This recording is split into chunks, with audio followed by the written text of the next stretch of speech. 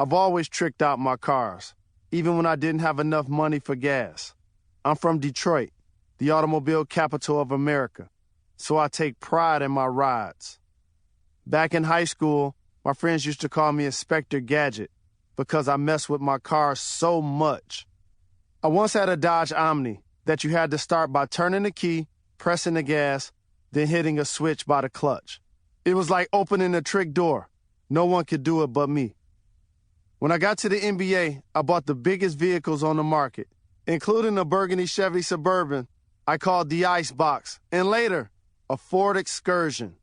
I refashioned the Excursion's entire back half like a limousine, with a leather U-seat, a divider, and 2 TVs.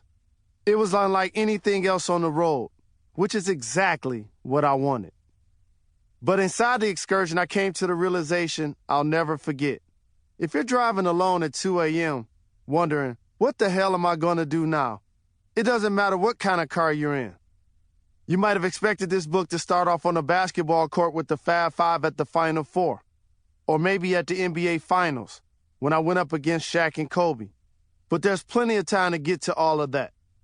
The best place to start is the day my life changed. Tuesday, February 19th, 2002, driving north on I-65. That night, the playoff-bound Pacers traded me, their leading scorer, to the Bulls, the absolute worst team in the NBA. The deal was preceded by shady leaks to the press and untruths. More on that later. But the only thing I said publicly at the time was, in every adverse situation, successful people find opportunity. I was serious. I could have taken a day or two to get myself together before I traveled to Chicago. Instead, I got on the road right away. A few days before, I had packed up most of my stuff knowing it was coming.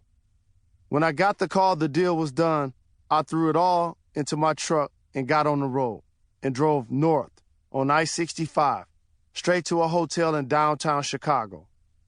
The next morning, I woke up early, took my physical at 7 a.m., met with Coach Bill Cartwright at 8, and got cleared to play. That night, without ever practicing with my new team, I scored 36 points to lead us to victory over the Knicks. Win number 13 of the season. The Bulls won 3 straight games after my arrival before we spiraled back down into another stretch of losses, which confirmed what I already knew driving to Chicago. I was going to have to find something to keep me busy during the playoffs. 3 of the 4 previous years, I played basketball through Memorial Day with the Pacers. We had gone to 2 Eastern Conference Finals and 1 NBA Finals. In college, I've been to 2 Final Fours with Michigan. In high school, I'd been on 2 state title-winning teams, but the Bulls weren't going anywhere after the regular season except home. And I knew I wasn't going to be ready to go home in April. A few weeks into my time in the Windy City, I called a producer I met a few years earlier during a BET interview. She'd given me her card and told me to call her if I ever had any ideas. Now I did. The idea I pitched to her was simple: to have the show Mad Sports send me to the NBA Finals and let me report on the series. All she had to do was send the camera. I'll take care of the credentials, access, and everything else. After a bit of selling, I got her to agree.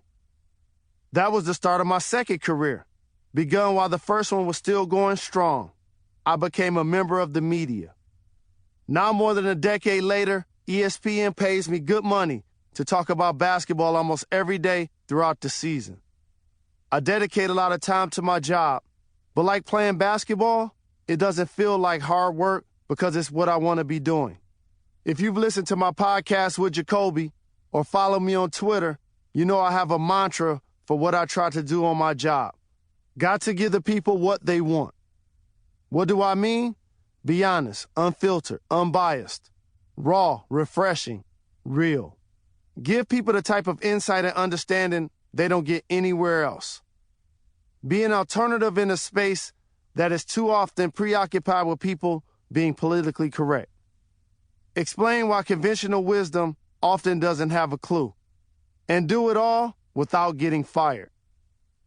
Millions of people follow sports every day, but too often they're reading contrived storylines that have nothing to do with the truth. People want the real story. That's what you'll get from me in this book. I'm here to share some tales and make you laugh, and also be truthful and to make you think. I hope you learn from this book, but I also hope you don't agree with everything I have to say.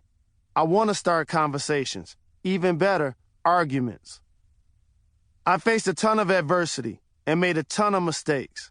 I've learned from all of it, and I've become a better man because of it. That said, if you told me I was going to end up here when I was driving to Chicago that night, I would have been a whole lot happier because it was February and the Bulls had 12 wins. 12.